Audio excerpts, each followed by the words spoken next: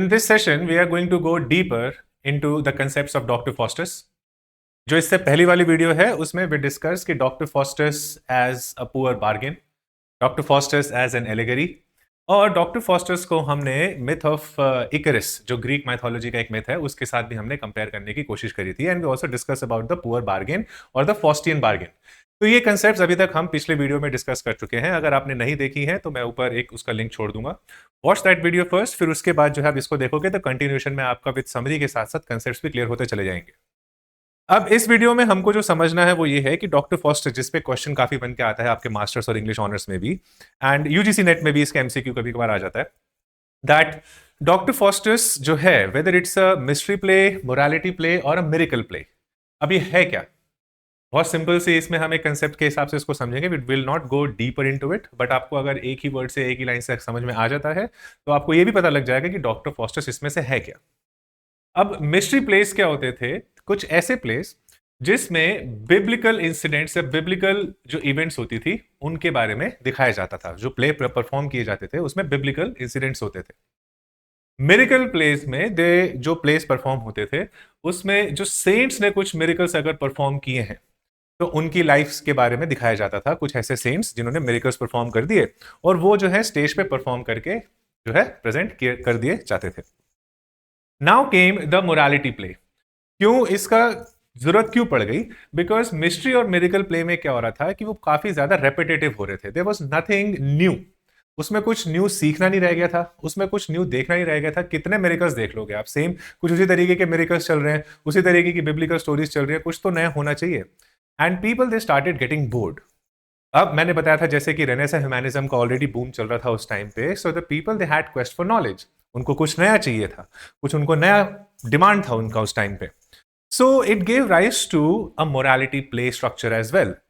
Morality play को अगर आप समझोगे, अगर वैसे मैं बताऊं तो ऐसा कोई प्ले जो सिर्फ मॉरल वैल्यू देता हो। मान लो अगर एक सिंपल भाषा में समझना हो, कोई ऐसा प्ले जो मॉरल वैल्यूज देता हो, जो मॉरल वैल्यू सिखाता हो, जो एंड में मॉरल उसका पता लगता है, the moral of the story is this, ऐसी वाली स्टोरी। हितोपदेशा कथा आपने सुना होगा, है ना? उसमें लास्ट में मॉरल वैल्यूज निकल के आती हैं। तो मोरालिटी प्ले में कुछ एक ऐसा, मान लो एक इंसान दिखाएंगे, एक ऐसा man who is actually torn between taking an action जो गुड और इविल में हो, कि मैं क्या लूं, ये वाला एक्शन लूं या ये वाला एक्शन लूं। It will be dependent upon the will of that man.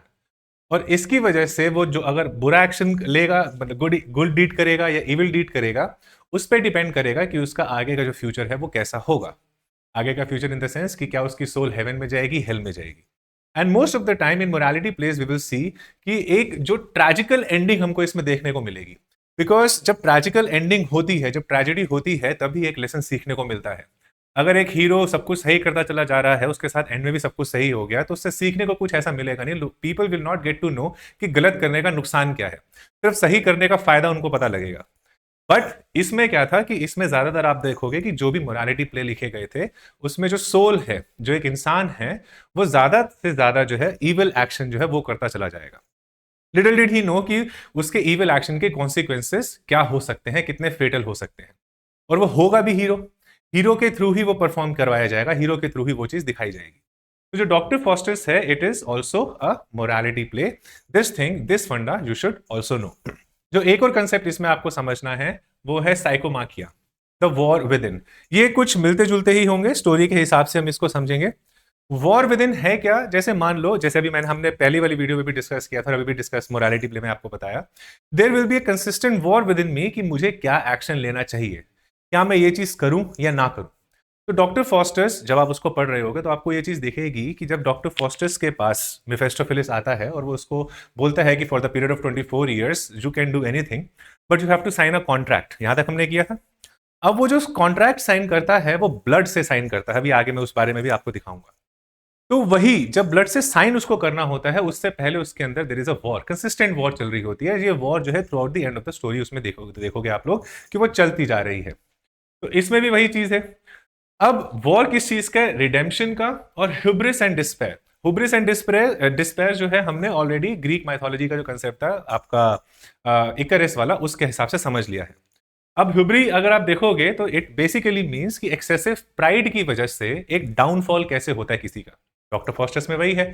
Doctor fosters के अंदर एक एक्सेसिव प्राइड आ जाता है। प्राइड किस चीज का? नॉलेज का और पावर का, क्योंकि उसको पावर चाहिए होती है। तो उस पावर की वजह से वो ओवर एम्बिशियस बनना चाहता है या ओवर एम्बिशियस हो जाता है, और जिसका एक डाउनफॉल दिखाया गया और वो डिस्पैरिटी में चला जाता है। And then there is also a war कि उसको ये चीज चाहिए, उसको पावर चाहिए या फिर उसको रिडेम्पशन चाहिए। रिडेम्पशन मीन कि अब उसको ये भी पता है कि वो जो भी कर रहा है that is against the forces of the nature, that means that is against the will of the God. तो अगर मैं रिपेंट कर लूं, अगर मैं माफी मांग लूं, अपनी गुनाहों की सजाओं की माफी मांग लूं भगवान से, तो मेरे को जो है मोक्ष मिल जाएगा, मेरे को आजादी मिल जाएगी। नॉट मोक्ष बट एक तरीके से मेरे को माफी मिल जाएगी, रिडेम्पशन मिल जाएगी। तो उसको वो भी पता है, और वो इसी दो चीजों के बीच में जो है कंसिस्टेंट फाइट में चलता जा रहा है throughout Doctor Faustus. That is what you are going to understand इसी स्टोरी में। Then next we are going to see कि जो पुअर बार्गेन हमने पढ़ा, that is something which is also known as the bad economic exchange. वही poor bargain है इसका, कि एक ही आपकी इमॉर्टल सोल है। The soul is immortal, it never dies, है ना, ये सब हमने जानते हैं। अगर आपने किसी ना कोई स्क्रिप्चर पढ़ रखा होगा तो ये चीज तो है ही उसमें, द सोल इज इमॉर्टल। अब उसने क्या किया कि एक बहुत ही बैड इकोनॉमिक एक्सचेंज किया, किस चीज से, for the period of 24 years Mephistopheles से। उसने कहा एक टेम्परेरी प्लेजर के लिए, 24 ईयर्स क्या है, टेम्परेरी टाइम फ्रेम ही है। ऐसी कोई चीज जो इमॉर्टल है, आपने उसको बार्गेन में रख दिया सिर्फ 24 साल के लिए, क्योंकि उसको अभी का लाइफ देख रहे हैं। हम भी ये करते हैं, इंस्टेंट ग्रेटिफिकेशन। इंस्टेंट ग्रेटिफिकेशन क्या, लेट सपोज हमारे कल एग्जाम है और आज हमारे हाथ में फोन है, या फिर आज हमको कहीं घूमने जाना है, तो एग्जाम को हम ध्यान में रख के अभी का जो प्लेजर है हम उसको एकदम से सीक आउट करने की कोशिश करेंगे। आपको कोई बोले कि अभी 1 करोड़ ले लो, या अगले 10 साल तक हर महीने जो है 10-10 हजार रुपए लेते रहना, 1-1 लाख रुपए लेते रहना, तो इंस्टेंट ग्रेटिफिकेशन क्या होगा कि अभी आप 1 करोड़ दे दो भाई, अगले 1 साल 10 साल तक मेरे को पता ही नहीं मैं जीऊं कि ना जीऊं, है ना।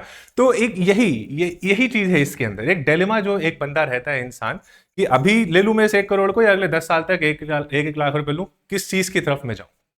तो कुछ ऐसी सी चीज है इस चीज में ना। Instant gratification most of the time ये देखा गया है कि वो गलत ही होता है। मन को जो है हावी होने दे रहे हो अपने ऊपर, और मन को अगर हावी होने दे रहे हो तो इंस्टेंट ग्रेटिफिकेशन आपको उस टाइम पे, जैसे मान लो मुझे पता है कि मुझे डाइटिंग करनी है, बट अभी मेरा कोई फ्रेंड जो है वो राजमा चावल खाने जा रहा है, तो राजमा चावल मुझे बहुत पसंद है, भाई आज चल खा लेते, कोई बात नहीं, डाइटिंग कैसे कर लेंगे, बिकॉज मन जो है मेरा राजमा चावल खाने को कर रहा है, बट मेरा दिमाग जानता है कि मैं नहीं खाऊं तो मैं थोड़ा फिट हो जाऊंगा, धीरे धीरे करके अपनी बॉडी को वापस मैं जो है एक फिजिक मेंटेन कर लूंगा।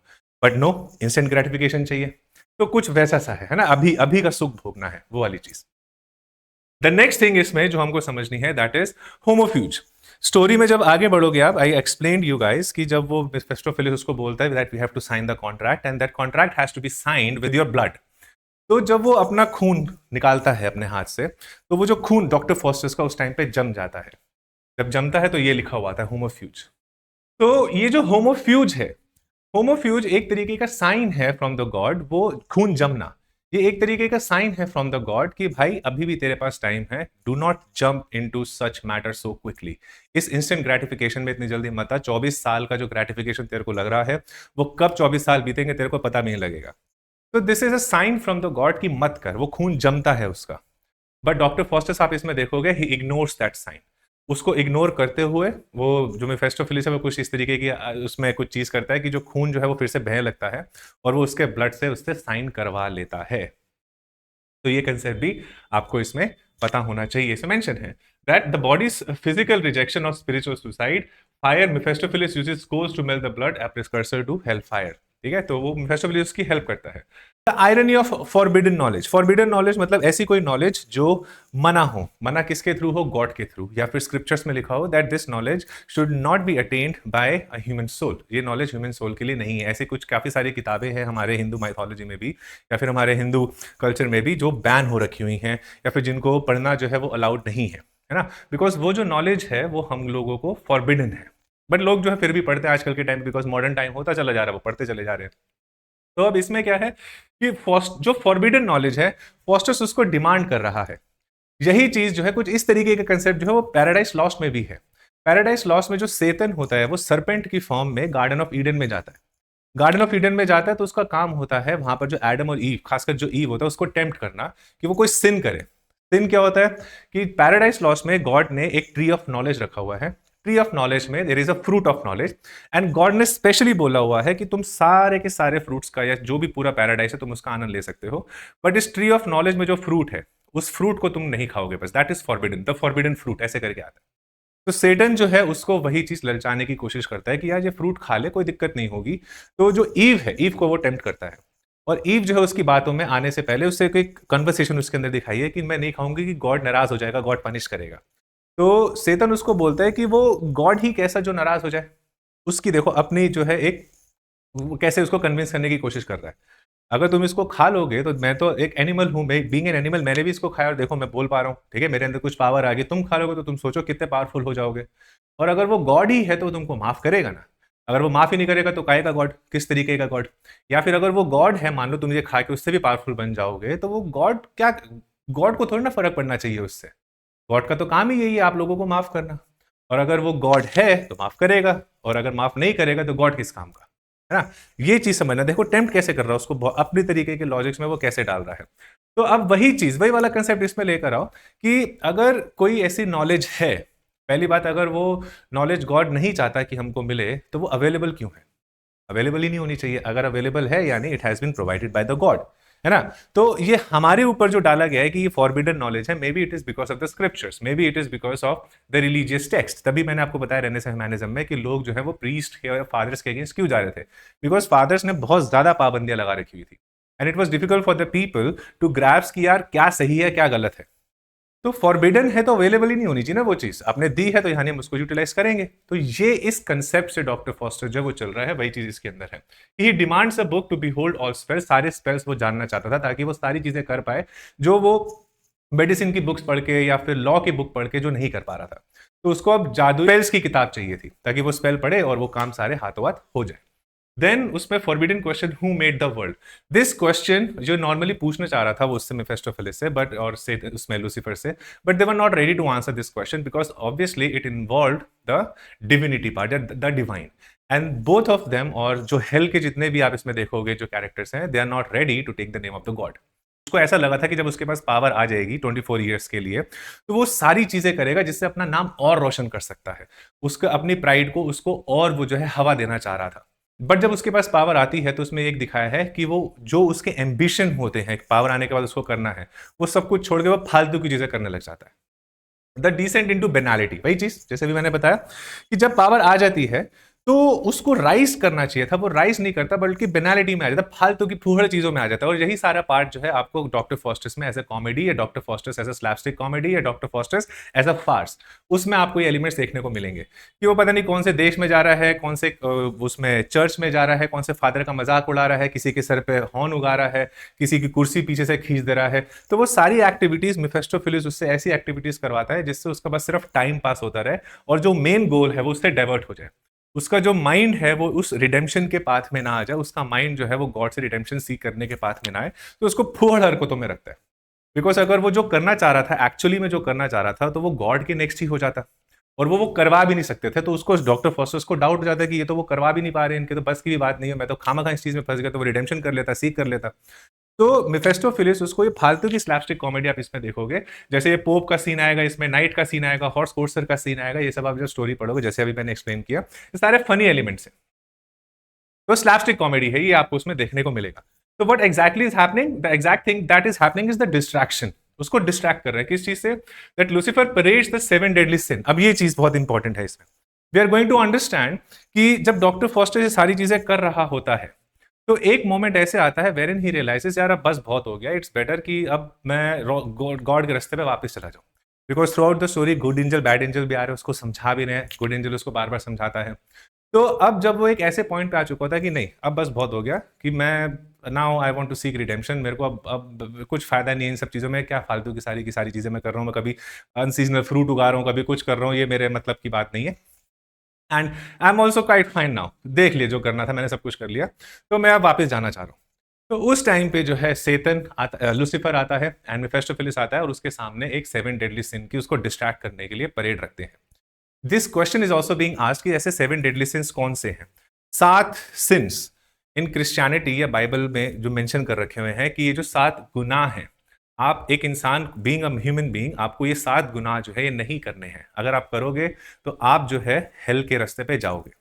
बट सेतन, लूसीफर और मेफेस्टोफेलिस इस तरीके से 7 डेडली सिंस डॉक्टर फॉस्टर्स के सामने प्रेजेंट करते हैं कि वो उसको अट्रैक्ट करते हैं, एज अ पर्सोनिफाइड इमेजरी उसके सामने आती है। वो प्ले करते हैं अपने आप को। आप इसमें देखोगे कि इसमें रैथ, ग्लटनी, स्लॉथ, कुछ ऐसे करके 7 डेडली सिंस आएंगे। तो वो अपने आप को प्रेजेंट करते हैं कि अगर तेरे पास हम नहीं होंगे, you will not be able to enjoy the pride. तेरे पास प्राइड ही नहीं होगी तो what is the use of living. तेरे पास कवचियसनेस नहीं होगा तो what is the point of surviving. तेरे पास ग्रीड नहीं होगी तो फिर क्या ही फायदा जीतने का। तेरे पास ग्लटनी नहीं होगी, भूख नहीं होगी, तो तुझे किसी भी चीज जो तूने हासिल करी है उन सबका कोई यूज ही नहीं है। तो वो सारी चीजें जो है इसमें एज अ 7 डेडली सिन की परेड की जाती है उसके सामने, वो सब इसमें दिखाया जाएगा वाली। दीज आर द 7, वो पेनाल्टी वाली जो चीजें अभी हमने पढ़ी थी, तो these are the 7 deadly sins: pride, wrath, envy, covetousness, sloth, lechery and gluttony. और इन्हीं सब की वजह से जो है ये फालतू की चीजें करने में वापस आ जाता है। जब उसको पता लगता है कि हाँ यार, ये चार सारी चीजें तो मेरे को बहुत जरूरी है, मेरे को तो चाहिए ये, and then he again comes back to such lifestyle. Now अब क्या है कि धीरे धीरे अगेन वो टाइम फ्रेम पूरा उसका निकलता चला जा रहा है ना। 24 ईयर्स ज्यादा लंबा टाइम थोड़ी ना, वो तो देखने में, अभी सुनने में लग रहा है कि यार अभी मान लो मैं 20 साल का हूँ, अभी 24 साल तो बहुत दूर है, 44 होने में तो कितना टाइम लग जाएगा, अभी तो कोई दिक्कत नहीं है। बट वंस इट स्टार्ट्स आपको पता ही लगेगा। मुझे नहीं पता कि मैंने 12वीं कब पास कर ली। मुझे लगता है कि जैसे अभी मैं कल ही स्कूल की छुट्टी से आया था, इतना टाइम हो गया 12वीं पास करे हुए, 10-20 साल से, 15-20 साल से ऊपर हो चुका है। तो वो टाइम इतनी जल्दी पास करता है कि उसका कुछ आइडिया नहीं होता। The same happens with doctor fosters.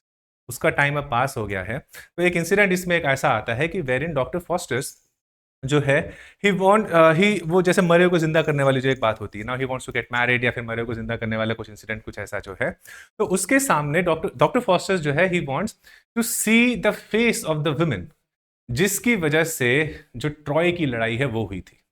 अगर आपने इलियड पढ़ी है तो इलियड में, अभी नहीं पढ़ी होगी, अगर आप मास्टर के स्टूडेंट हो तो शायद आपने पढ़ ली होगी, आप यूजीसी नेट के कर रहे हो तो ऑब्वियसली आपने पढ़ी ही होगी उसकी।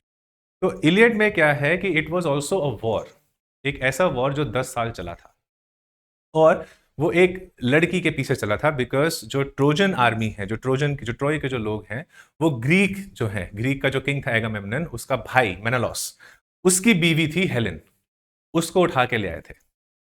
पेरिस जो था अपने पास उठा के लिया था, ज्यादा डीप में नहीं जाएंगे इसमें। तो उसके चक्कर में इन दोनों में, ग्रीक्स में और ट्रोजन्स में लड़ाई हुई थी, which went on for like 10 years. तो वो वॉर दिखा रखा हुआ है। Now doctor Faustus wanted to see the face जिसकी वजह से पूरा का पूरा किंगडम जला दिए गए थे। The face of Helen, because Helen was considered as the most beautiful women in the world in that time, during that time. वो उस ऐसे फेस को देखना चाहता था कि जिसकी वजह से हजारों शिप्स समुंदर में आ गई थी, जिसकी वजह से पूरे के पूरे किंगडम्स जला दिए गए थे। मेरे को वो चेहरा देखना है। तो मेफिस्टोफेलिस क्या करता है, उसकी इमेज लेकर आता है, doctor fosters kisses the woman. ये कुछ उसमें सीन आपको देखने को मिलेगा, एक लस्ट वाला जो एक फंडा है इसमें, वो वाली चीज भी है। 7 डेडली सिन में लस्ट भी जो है एक उसका पार्ट है ना। तो वो चीज, then the time passes by, पूरा टाइम अब एंड पे आ गया है। इसमें एक क्वेश्चन बनता है, the last hour damnation, when the last hour is left. अब उसको पता लग गया कि अब तो पूरी जिंदगी चली गई, मैंने तो किया ही क्या ना इस लाइफ में, बर्बाद कर दिया। 24 आवर्स खत्म हो गए, खत्म तो होने थे, कभी ना कभी तो खत्म होने ही थे। अब वो खत्म हो गए, अब आखिरी घंटा रह गया। अब इस आखिरी घंटे में इसको पैल्पिटेशंस हो रही है, ये तड़प रहा है। अभी भी जो ये तड़प है इसके अंदर, वो माफी की नहीं है, वो माफी नहीं मांग रहा। क्या डॉक्टर फॉस्टर्स माफी मांग सकता है? क्या डॉक्टर फॉस्टर्स माफी मांगेगा? One is choice, one is ability. तो उसको पता है कि मैं माफी जो है मांगूंगा तो माफी मिल जाएगी, ये चीज उसको पता है। बट वो ये कहता है कि मैं माफी मांगने के लायक नहीं हूं। तो अब इससे पहले भी एक इंसिडेंट आता है, लास्ट आवर डैमनेशन से पहले एक इंसिडेंट आएगा, wherein an old man comes to him. Old man भी उसको समझाता है कि देख, तेरे पास अभी भी है, कोई बात नहीं, तूने जो गलतियां करी, जो भी तूने सिन करे, कोई बात नहीं। भगवान का काम ही है कि एक गुनाह नहीं, दो गुनाह नहीं, कितने गुनाह वो माफ करता है। तो अगर तूने कुछ गलत किया भी है, you should seek redemption from the God, और वो तुमको डेफिनेटली रिडीम करेंगे। तो it's better that you do it.